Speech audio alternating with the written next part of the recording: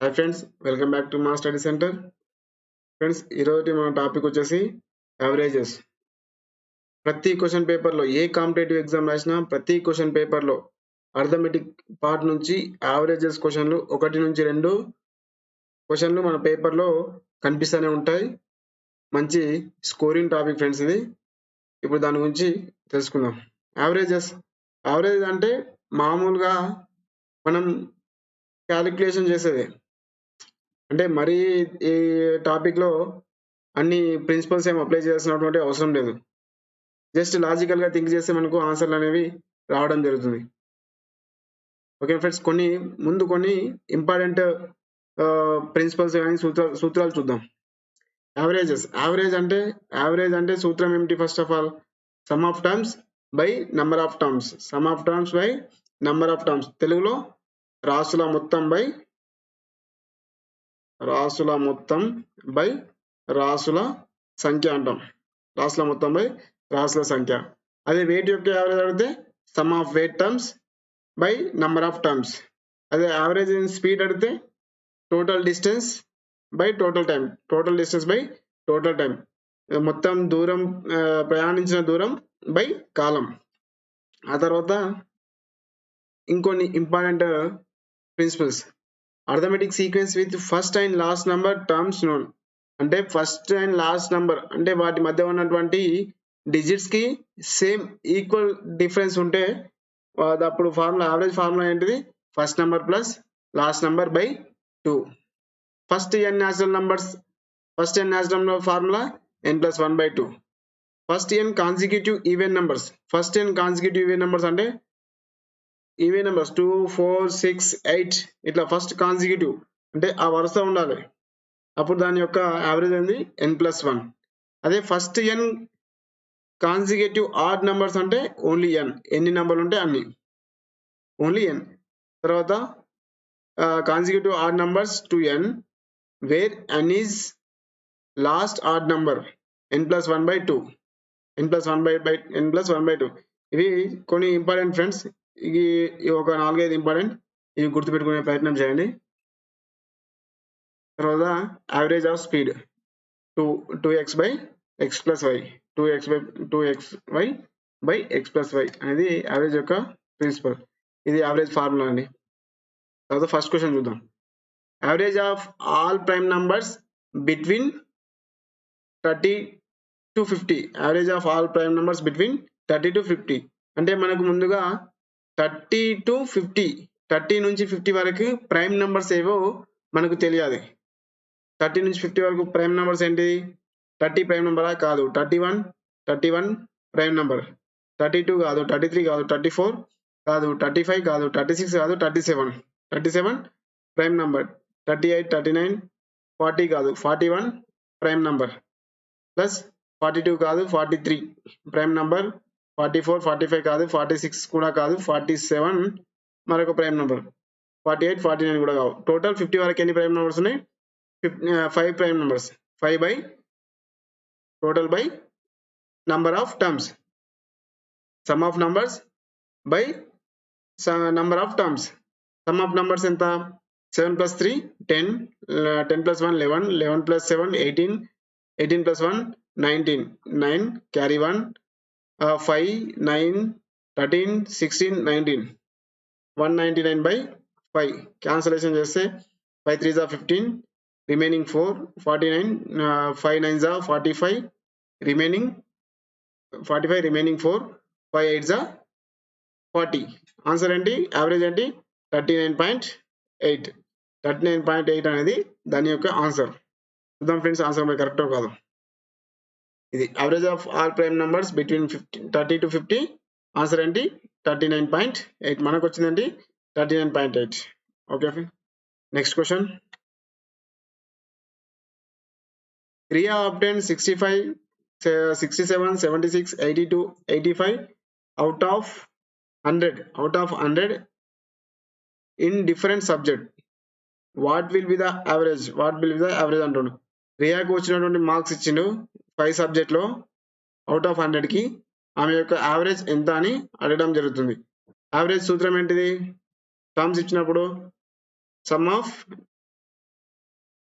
sum of numbers by number of terms. Sum of numbers అంటే ఏమేమి ఉన్నాయి 65 plus 67 plus 76 82 85 by 5. దీని యొక్క యాడింగ్ చేస్తే 5 plus 2 7 7 plus 3 13 13 plus 7 20 20 plus 5 25 25 5 carry 2 2 plus 8 10 18 25 31 37 375 by 5 7 5 7s are 35 remaining 2 5 5s are answer 75. ఇంత simple అండి. Averages కొన్ని calculation ఉంటాయి, కొన్ని ఓపికతో చేస్తే ఆన్సర్ అనేది సింపుల్ గా రావడం జరుగుతుంది. 75 answer. Next question, find the average of first 10 multiples of 7. Find the average of first 10 multiples of 7. Find the average of first 10 multiples of 7. First 10 multiples of 7 అంటే 7 యొక్క factors. 7 1s are 7 7 1 14 7 2s are 14 7 3s are 21 28 35 plus 42 49 56 ఆ తర్వాత 63 70. First 10 multiples of 7 అన్నగా ఇది 7 to 70 వరకు add చేసుకొని by 10 చేస్తే మనకు ఆన్సర్ రావడం జరుగుతుంది. ఈ మెథడ్ ని ఇంత చేయాలంటే మినిమం ఒక 2 minutes కావాలి. దీన్ని ఈ విధంగా చేయాల్సినటువంటి అవసరం లేదు. ఇక్కడ 7 14 21 28 వీటి మధ్య డిఫరెన్స్ ఎంత ఉంది? 7. ఇక్కడ 14 నుంచి 21 మధ్య డిఫరెన్స్ 7, 21 నుంచి 28 మధ్య 7, 28 నుంచి 35 మధ్య 7. ఇట్లా ఏ రెండు టర్మ్ ని చెక్ చేసినా, వరుస రెండు టర్మ్ ని చెక్ చేసినా వాటి యొక్క డిఫరెన్స్ ఏంది? 7 ఉందిగా చివరి వరకు. ఇలా డిఫరెన్స్ సేమ్ ఉన్నప్పుడు దాని యొక్క యావరేజ్ యొక్క ఫార్ములా ఏంటి? First number plus last number. First number plus last number by 2. First number ఏంటిది? 7 7 plus last number 70 by 2 add చేస్తే 77 by 2. 2 3s are 6 1 remaining 17 2 8s are 16 1 remaining 2 5s are 10. Answer ఏంటి? 38.5 answer 38.5. ఈ విధంగా చేస్తే ఎక్కువ time తీసుకునేటువంటి అవకాశం ఉంది. దాన్ని ఈ విధంగా చేయకూడదు. ఏ రెండు టర్మ్స్ మధ్య డిఫరెన్స్ సేమ్ ఉన్నా ఈ మెథడ్ అనేది ఫాలో అవ్వాలి. First number plus last number by 2. ఓకేనా friends? Answer 38.5. Next question, find the average of 4 consecutive odd numbers is 24. Find the largest number అంటున్నాడు. ఏమంటుండు? యావరేజ్ ఆల్రెడీ ఇచ్చేసాడు. యావరేజ్ ఇవ్వడం జరిగింది. యావరేజ్ ఎంత? 24.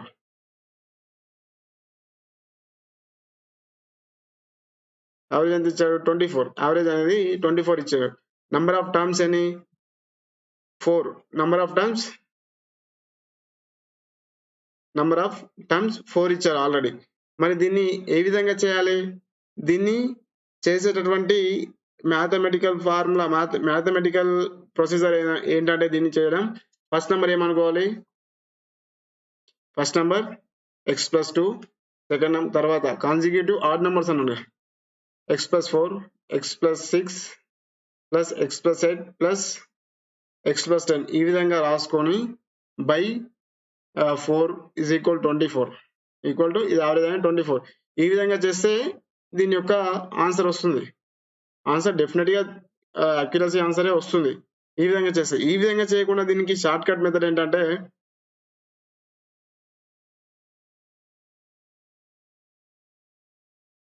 షార్ట్ కట్ మెథడ్ ఏంటి?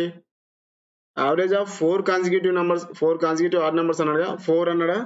4 ఫస్ట్ 4 1 2 3 4 numbers అవి ఏంటో మనకు తెలియవు. Okay, leave it. యావరేజ్ అంటే యావరేజ్ అన్నాడుగా. యావరేజ్ అంటే మిడిల్ నెంబరే కదా. ఏ సిరీస్ అయినా యావరేజ్ అంటే దాని యొక్క మిడిల్ నెంబరే కదా. ఇక్కడ యావరేజ్ ఎంత ఇచ్చిండు? 24. ఆ 24 ఎక్కడ ఉంటుంది? ఇక్కడ 4 4 ఉన్నాయి, మిడిల్ నెంబర్ లేదు కాబట్టి ఇక్కడ ఈ 2 మరియు 3కి మధ్యలో మిడిల్ నెంబర్ ఉంటుంది. ఇది 24 దాని యొక్క యావరేజ్. ఏ రెండు నంబర్లని యాడ్ చేసి బై 2 చేస్తే యావరేజ్ వస్తుంది? ఏ రెండు నంబర్లని యాడ్ చేసి, ఇప్పుడు ఎగ్జాంపుల్ 4 టర్మ్స్ ఉన్నాయి, కాన్సిక్యూటివ్ ఆడ్ నెంబర్ అన్నాడు అనుకో, కాన్సిక్యూటివ్ ఆడ్ నెంబర్ అన్నాడు, ఇక్కడ మనం యావరేజ్ వచ్చేసి 4 అన్నాడు, 4 అన్నాడు యావరేజ్. అప్పుడు ఏ రెండు నంబర్ని యాడ్ చేయాలి? 3 + 5, 3 + 5 యాడ్ చేసి 8 బై 2 చేస్తే 4, దాని యొక్క యావరేజ్ వచ్చిందా?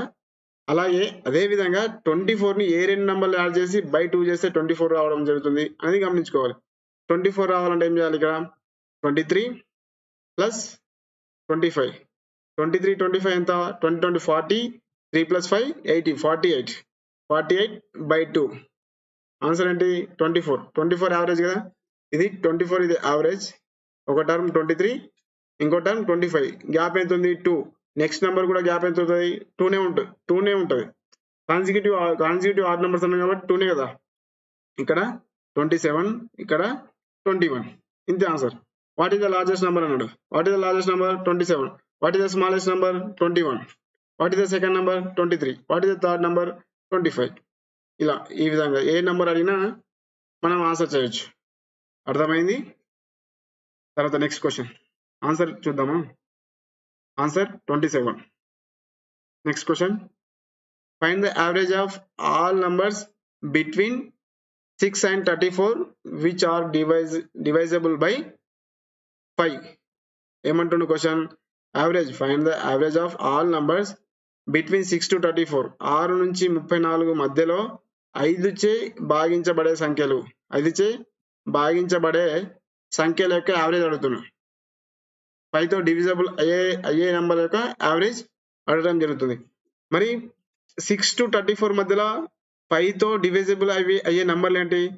ఫస్ట్ నెంబర్ ఏంటి? 10, second number 15, third number 20, fourth number 25, fifth number 30, sixth number 35. ఇది మనకు అవసరం లేదు, ఎందుకంటే ఓన్లీ 6 to 34 మధ్యలోనే అడిగాడు కాబట్టి. ఓకే, ఇప్పుడు వీటి some of numbers by number of terms చేయాల్సినటువంటి అవసరం లేదు. ఎందుకు? మనం ఇంతకుముందు చెప్పుకున్నటువంటి మెథడ్, నంబర్ల మధ్య డిఫరెన్స్ అనేది సేమ్ ఉంది. డిఫరెన్స్ అనేది సేమ్ ఉంది కదా. సేమ్ ఉంటే యావరేజ్ యొక్క ఫార్ములా ఏంటిది? First number plus last number by 2. First number ఏంటిది? 10, లాస్ట్ నెంబర్ 30 బై 2. ఆన్సర్ ఏంటి? 40 by 2. Answer average is equal 20. Average 20. Next question, average 20. Next question, a library has an average of 510 visitors on Sunday and 240 on other day. The average numbers of visitors in a month of 30 days starting with Sunday. ఏమడుగుతాడు ఇక్కడ? Question జాగ్రత్తగా చదవాలి. A library has an average of 510 visitors on Sunday అంటున్నాడు. 510 visitors ఎప్పుడట? Sunday. మరియు 240 visitors ఎప్పుడు? Other days అంటే Monday to Saturday వరకు 240. అయితే వాడు ఏమడుతుండు? Average number of visitors in month of 30, 30 రోజులు ఉండే ఒక నెలలో యావరేజ్ విజిటర్స్ ఎంత అని అడుగుతుండు. దీన్ని ఏ విధంగా చేస్తాం? 30 డేస్ అంటే ఎన్ని సండేస్ వస్తాయి? 30 డేస్ అంటే బై 6 చేసుకుంటే ఎన్ని సండేస్ వస్తాయి? 5 సండేస్ వస్తాయి. మిగిలిన రిమైనింగ్ ఇప్పుడు 30 నుంచి 5 సండేస్ మైనస్ చేస్తే మీ 25 అనేది మిగిలిన నార్మల్ డేస్ కదా. మండే టు సాటర్డే డేస్ ఎన్ని ఉంటాయి? 25 ఉంటాయి. ఇప్పుడు 510 into 5 ప్లస్ 240 into 25 బై ఎంత? 30. ఇప్పుడు దీన్ని మనం క్యాల్కులేషన్ చేస్తే రావడం జరుగుతుంది. క్యాల్కులేషన్ ఏంటి? 5 into 0 0 plus 5 into 1 5, 5 into 5 25. Okay, ఇది ప్లస్ 24 into 25 ఎంత? 25 స్క్వేర్ 625. 625 మైనస్ 25 అంటే 600, 6000. ఓకేనా? చూద్దాం ఒకసారి. 240 into 25, 5 0 0 20, 2 క్యారీ 10 12 0 8, ఇది 4. దాని 0 0 10 1 5 6000. నార్మల్ డేస్ లో ఎంత మొత్తం 6000 by 30. ఈ రెండింటిని యాడ్ చేస్తే 0 5 5 into the 8 by 30. 0 0 cancel. 10 18 3 multiply 3 2 za 6 2 carry 3 8 za 24 1 3 5 za. Answer ఏంటి 284. పర్ యావరేజ్ గా మంత్ లో పర్ డే ఎంత 285 అనేది ఆ లైబ్రరీ యొక్క విజిటర్స్. అర్థమైంది ప్రాసెస్. ఇది అనేది ఇంపార్టెంట్. ఇక్కడ ఎన్ని సండేస్ వస్తున్నాయి, ఎన్ని నార్మల్ డేస్ వస్తున్నాయి. మీకు ఈ విధంగా కన్ఫ్యూజన్ ఉంటే ఒకసారి క్యాలెండర్ వేసుకుంటే సరిపోతుంది. ఆ కన్ఫ్యూజన్ అనేది క్లియర్ అయిపోతుంది. స్టార్టింగ్ విత్ సండే అన్నాడుగా. Sunday, Monday, Tuesday, Wednesday, Thursday, Friday మరియు సాటర్డే. ఇవి 6 days. మళ్ళీ సండే, మళ్ళీ 6 days 14, మళ్ళీ సండే 21, మళ్ళీ సండే 28, మళ్ళీ సండే ఇక్కడికి 28 29 30. ఇవి ఎన్ని? ఇవి 24 సారీ 24 + 1 25 days అవుతుంది నార్మల్ డేస్. ఒకసారి ఫోకస్ చేయండి, కాన్సెప్ట్ క్లియర్ అయిపోద్ది. 285 answer. Next question. Average of 5 numbers is 27. If one number is excluded, the average become 25. The excluded number is average of 5 numbers. If one number is excluded, the average become 25. The excluded number ఏమడుతుండు? First average of 5 numbers. First 5 numbers యొక్క average ఎంత అంటుండు? 27. 27 into 5 total వస్తుంది. తర్వాత if one number is excluded the average become 25. ఒకరిని తీసేసిన తర్వాత average ఎంత అయింది? 25. 25 into 4 25. 27 into 5 ఎంత? ఆన్సర్ ఎంత? 35. 3 10 135. ఇది 25 into 4 100 మైనస్ చేస్తే 35. ఆ తీసేసినటువంటి వ్యక్తి యొక్క వయసు ఎంత అంటే 35 years. ఇదో ప్రాసెస్. ఇది ఇక్కడ నంబర్స్ టర్మ్స్ అనేవి క్యాల్కులేషన్ పార్ట్స్ అంటే చిన్నగా ఉన్నాయి కాబట్టి, ఈజీగా ఉన్నాయి కాబట్టి చేయగలను. ఒకవేళ ఈ టర్మ్స్ పెద్దగా ఉంటే కష్టమవుతుంది కదా. అలాంటప్పుడు దీన్ని ఇంకో మెథడ్ ద్వారా చేయాలి. ఎలా అంటే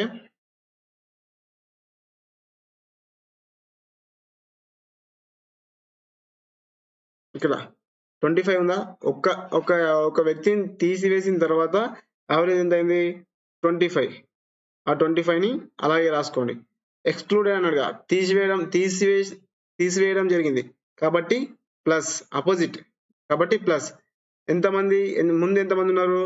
5 members. ఎంత? 27. ఎంత అయింది? ఎంత తగ్గింది? వీటి యావరేజ్ డిఫరెన్స్ ఎంత ఉంది? 2. మెంబర్స్ ఎంత ఉన్నారు? 5 కదా. 5 into 2. 5 numbers మీద కదా ఇది డిఫరెన్స్ 2 అనేది. ఇప్పుడు ఎంత? 25 + 5 into 2 10. అదే ఆ వ్యక్తి యొక్క వయసు ఎంత? 35. ఇది ఈజీ ప్రాసెస్, గుర్తుపెట్టుకోండి. 35 అండి. Next question. The average weight of 8 persons increased by 2.5 kgs when a new person comes in place of one of them weighing 65. What might be the weight of the new person? Question ఏమంటుండు? Average weight of 8 members, average weight of 8 persons increases. ఎంత ఏమైందట? Increase అయింది. ఎంత? 2.5. ఓకేనా? ఎప్పుడు increase అయింది? A new person comes in place of one of them waiting 65. ఒక new person, ఈ 8 members లో ఒక న్యూ పర్సన్ 65 ఈ వెయిట్ ఉన్నటువంటి వ్యక్తి వెళ్ళిపోతే ఈయన ప్లేస్ లో ఇంకొకరు రావడం వల్ల వెయిట్ అనేది 2.5 kgs పెరిగిందట. అయితే what might be the weight of the new person, ఆ కొత్తగా చేరినటువంటి వ్యక్తి యొక్క వయసు బరువు ఎంత అని అడగడం జరుగుతుంది. దీన్ని ఈజీ ప్రాసెస్ లో చేయొచ్చు, గుర్తుపెట్టుకోండి. ఎక్కడైనా క్వశ్చన్ లో రీప్లేస్మెంట్ వచ్చింది అనుకో, రీప్లేస్మెంట్ అనే పదం వస్తే ఒకటే ప్రాసెస్ గుర్తుపెట్టుకోవాల్సింది. ఎవరు వెళ్ళిపోయారు అనేది చూసుకోవాలి. ఫస్ట్ ఎంత బరువు ఉన్నటువంటి వ్యక్తి వెళ్ళిపోయారు? 65. ఆ 65 అలాగే రాసుకోండి. ఏమైంది? వెళ్ళిపోవడం వల్ల వెయిట్ అనేది ఇంక్రీజ్ అయింది కదా. ఇంక్రీజ్ అంటే plus.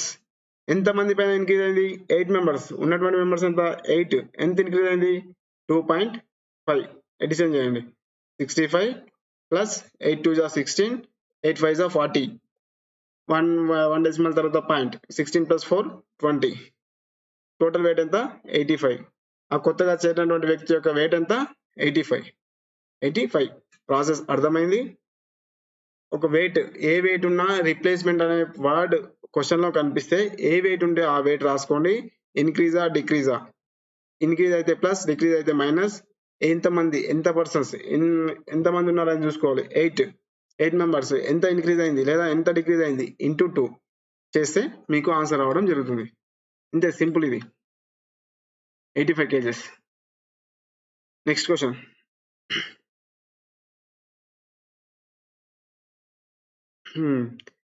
There are 47 boys in a picnic group. ఏమంటుండు క్వశ్చన్ జాగ్రత్త చూడాలి. There are 47 boys in a picnic group. The average age of the group is 12. Average age of the group is 12. 47 into 12. Total age వస్తుంది. However, if the teacher is included in the group, the average age of group increases by 6 months. Teacher ని ఆ group లో కలిపినప్పుడు అంటే 48 ఆ group లో కలిపినప్పుడు వారి యొక్క యావరేజ్ వెయిట్ ఎంత? 6 మంత్స్ పెరిగింది అంటే 16.5. వెయిట్ 16.5 కదా, 6 మంత్స్ పెరిగిందంటే 16.5. 1 ఇయర్ కి 12 మంత్స్. ఇప్పుడు 6 మంత్స్ అంటే హాఫే కదా, అంటే హాఫ్ ఏజ్ పెరిగినట్టే కదా. 12.5. Find the age of teacher. Age of teacher, ఆ టీచర్ యొక్క ఏజ్ ని కనుక్కోమంటున్నారు. ఇలాంటి ప్రాసెస్ మీద ఉన్నటువంటి క్వశ్చనే ఇక్కడ మనం పైన చేయడం జరిగింది. ఏ క్వశ్చన్ అది? ఇదిగో ఇదే ఆ క్వశ్చన్. ఒకరిని ఇక్కడేమో తీసేయడం వల్ల అన్నాం, అక్కడనేమో ఒకరిని కలపడం వల్ల అంటున్నాం. ఇప్పుడు ఈ టర్మ్స్ అనేవి కొద్దిగా పెద్దగా ఉన్నాయి కాబట్టి మనం మ్యాథమెటిక్ ప్రాసెస్ లో చేయడం కొద్దిగా కష్టం అవుతుంది. మరి దీనికి కరెక్ట్ ప్రాసెస్ ఏంటి? దీనికి కరెక్ట్ ప్రాసెస్ ఏంటంటే, అయితే టీచర్ యొక్క వెయిట్ అడుగుతుండగా, ఓకే, ఎంత యావరేజ్ ఎంత? First 12 years. టీచర్ రావడం వల్ల ఎంత పెరిగింది? 6 మంత్స్ పెరిగింది. అంటే టీచర్ కి ఒక యావరేజ్ ఇచ్చేసేయండి, ఎంత పెరిగిందో అంత 12.5. అది రాసుకున్నా అలాగే పెరిగిందిగా. ప్లస్ 47 మెంబర్స్ పైన కూడా 6 మంత్స్ పెరుగుతాయి కదా. 47 మెంబర్స్ పైన కూడా 6 మంత్స్ పెరుగుతుంది అంటే ఆఫ్ చేయాలి. దీంట్లో నుంచి 47 గా 47 ని 46 ప్లస్ 1 గా రాస్తా. 46 లో హాఫ్ ఎంత? 23. ఈ 1 లో హాఫ్ ఎంత? 5. అంతే కదా. 47 మెంబర్స్ పైన కూడా హాఫ్ పెరుగుతుంది కదా. హాఫ్ పెరుగుతున్నప్పుడు 6 మంత్స్ పెరుగుతుంది అన్నప్పుడు హాఫే కదా. హాఫ్ పెరిగితే వాటి యొక్క ఏజ్ ఎంత అయింది? 23.5. ఈ 23.5 ని యాడ్ చేస్తే 5 ప్లస్ 5 1 అంటే 12 ప్లస్ 1 13. 13 ప్లస్ 3 ఎంత? 36 ఇయర్స్. టీచర్ యొక్క ఏజ్ ఎంత? 36 ఇయర్స్. ఇది చాలా కొద్దిగా కన్ఫ్యూజన్ ఉంటుంది. కొద్దిగా మీరు ఇంట్రెస్ట్ పెడితే కన్ఫ్యూజన్ అనేది క్లియర్ అయిపోతుంది. ఇక్కడ 6 మంత్స్ అనేవి ఎవ్రీ పర్సన్ పైన పెరిగింది కాబట్టి ఫస్ట్ వచ్చిన టీచర్ పైన 6 మంత్స్ పెంచండి, అంటే హాఫ్ ఇయర్ పెంచండి 12.5. ఆ తర్వాత 47 బాయ్స్ ఉన్నారా, వారి పైన కూడా హాఫ్ ఇయర్ పెంచండి. 47 బాయ్స్ పైన హాఫ్ ఇయర్ పెంచితే ఎంత అవుతుంది? 23.5 కదా. 47 లో 46 ప్లస్ 1 రాయండి. 46 అంటే 23, 1 అంటే హాఫ్, 23.5. దాని క్యాలిక్యులేషన్ చేస్తే 36 ఇయర్స్. ప్రాసెస్ అర్థమైంది. Next question. The average weight of the class is 48 kgs. The teacher entered, then the average weight of the class increased 0.5 kgs. Same question, కాకపోతే డిజిట్స్ అనేవి డిఫరెన్స్. 0.5 kgs ఇంక్రీజ్ అయింది. What is the weight of teacher? Teacher యొక్క wait ఎంత అని అడగడం జరుగుతుంది. First class యొక్క average wait ఎంత ఉంది? 48. టీచర్ రావడం వల్ల ఎంత అయింది? 48.5 kgs, 0.5 kgs పెరిగింది.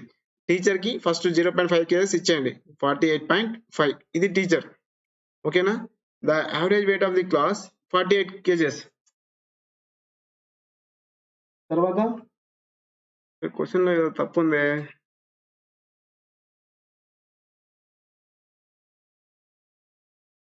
ఓకే ఇక్కడ స్టూడెంట్స్ ఇవ్వలేదు, ఎంతమంది స్టూడెంట్స్ అనేది క్లాస్ లో ఇవ్వలేదు. The average weight of the class is 48.